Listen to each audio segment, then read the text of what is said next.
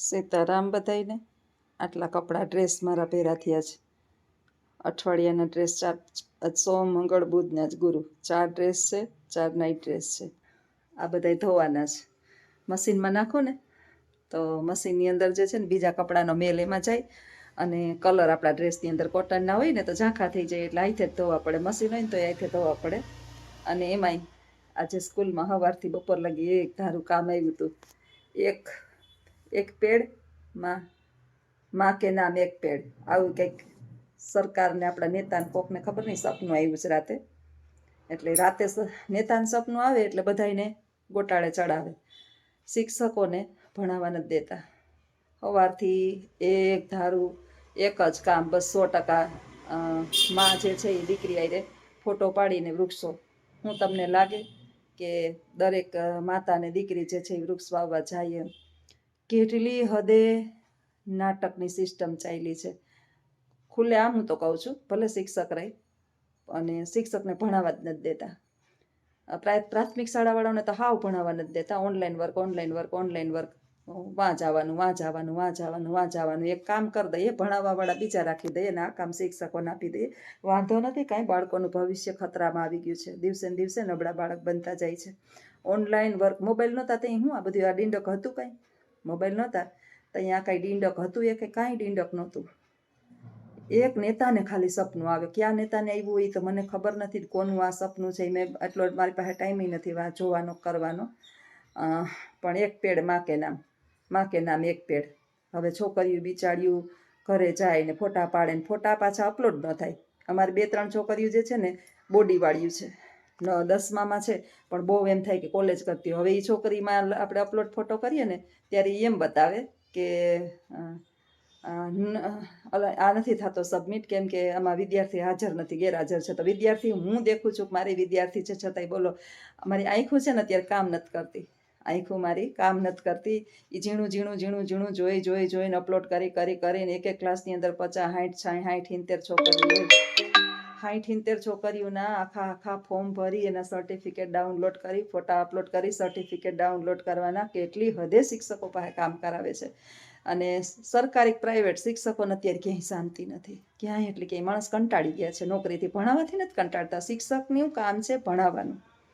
આનાથી પેપર જોવાનું, વિદ્યાર્થીઓનું મૂલ્યાંકન કરવાનું, કઈ વિષયની અંદર એમાં કચાશ છે એ ધ્યાન આપવાનું. 7 વિષય વિદ્યાર્થીઓને આવતા હોય તો વિદ્યાર્થી કેમાં હોશિયાર છે એ ધ્યાન આપવાનું. એના ઉપર પાસ થવા માટે 10મા અને 12મામાં ક્યાં ફોકસ કરવાનું છે એ શિક્ષકને જોવાનું છે. પણ અભ્યાસક્રમ પૂરા નથી થવા દેતા. એમાં વિદ્યાર્થીઓનું મૂલ્યાંકન પૂરું થાય? કોઈ સંજોગોમાં. અમારે તો પ્રાઇવેટ સંસ્થા છે તે ગમે એમ કહીને રિઝલ્ટ લઈ આવવાના. એટલે આજ વિચારતી હતી, કહ્યું નહીં, બપોરે સૂતી નથી. સવારની 4 વાગ્યાની 4:30 ઉઠી. બપોરે કાંઈ એમ થોડીક વાર લંબાવી જાય તેમ થાય, પણ આજે કામ તો કાલ પૂર્ણ જ કરવાનું છે. 100% જોઈએ.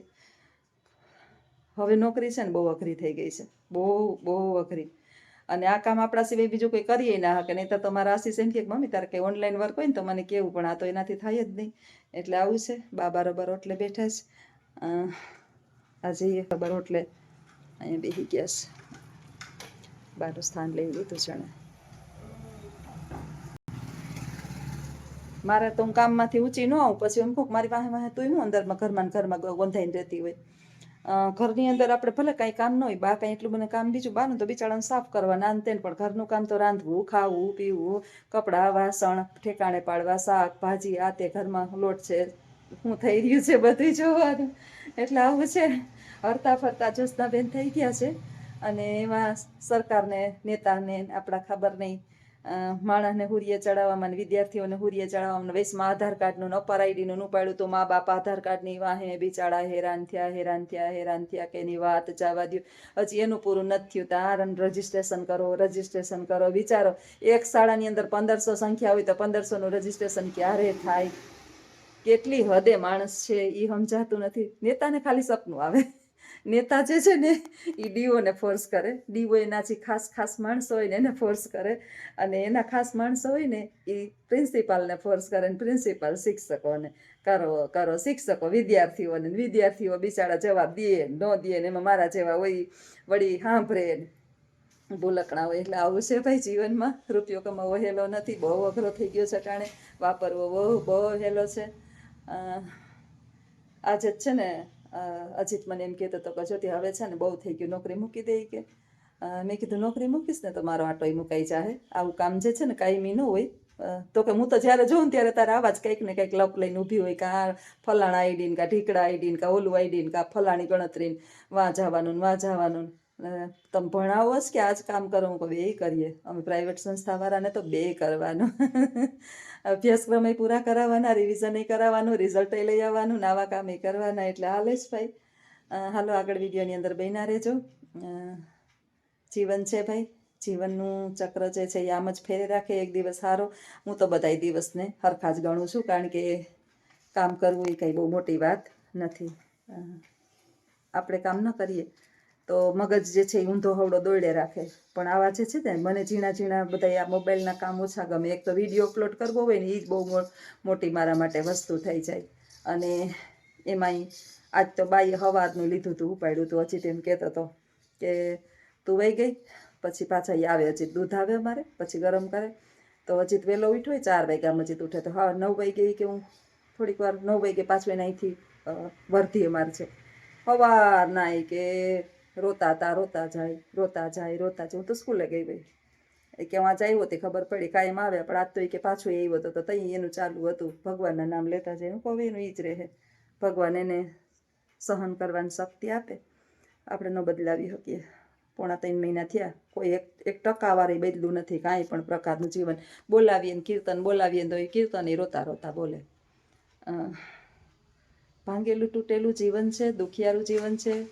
મારા છોકરાઓને મેં વાંથી વાં કરીને મોટા કર્યા, એટલે હું સમજાવું કે માં આખી પૃથ્વીમાં આ ચકલા છે ને એ એને છોકરાઓને મોઢામાં પોટાવને દાણા દઈ અને મોટા કરે છે નિસ્વાર્થ ભાવે. તો આપણે કહેવાનું સ્વાર્થ રાખીએ, માગ્યું હોય એને લેવાય અને ન હોય એની ન લેવાય. અને બધી જગ્યાએ છોકરાઓ જ ન લૂચા હોય, ક્યાંક મા બાપ નડતા હોય, મા બાપના સ્વભાવે નડતા હોય. આપણા સ્વભાવને સુધારી નાખીએ અને લીંબુના રસની જેમ ચારેય બાજુ પોતાના થઈને રહીએ તો ગમે એવું લૂચું માણા હોય ને એ સારું થઈ જાય. અમારા બાનો સ્વભાવ એવો હતો, બા ભેગું કોઈ ન રહી શકતું. હું મેં 33 વર્ષ કાઢ્યા.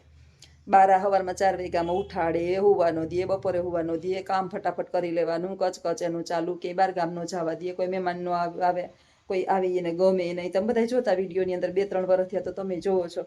છતાંય આપણે એની એડજસ્ટ થઈ જવાનું છે. હું તારી જ દીકરી છું માં. એટલા પરિવારની અંદર 4 નણદું, દેરિયા, જેઠિયા, એટલા આવતા જતા, એટલા માણેજણા અહીંયા ભણ્યા. હું કેમ અહીં રહીશું? મેં તને કોઈ દી કમ્પ્લેન કરી હતી, કોઈ દી રિહાવીને આવી હતી? તું છે ને એકલી રહીને એટલે તને માણસ તો નહીં જ ગમે.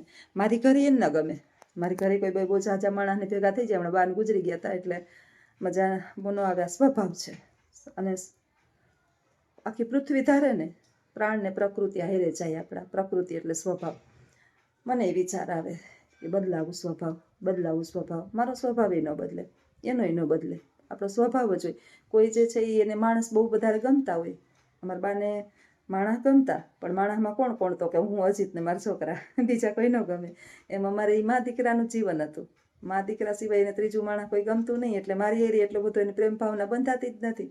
એને એમ નથી થતું હું એની દીકરી છું, એમને એનું એલું કરું છું એમ.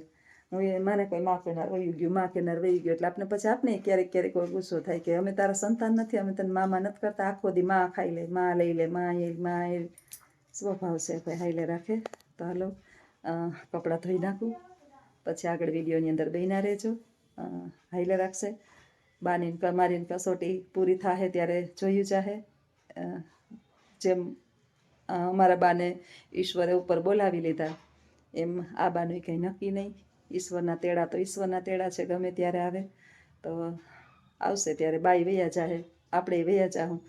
હું તો ઘણી વાર એમ કહું કે હું વહી જાઉં તો મનીષાબેન ખીજાય. મનીષાબેન આ પૃથ્વી પર છે ને અત્યારે 30 વર્ષના, 20 વર્ષના, 10 વર્ષના. હમણાં મેં કાલે એક છોકરાને 17 વર્ષના એટેક આવી ગયો. અત્યારે ફટાકિયા મોત થઈ ગયા છે. આ પેલાના છે ને બધા ખમતલ છે, ખાધી ગયેલા.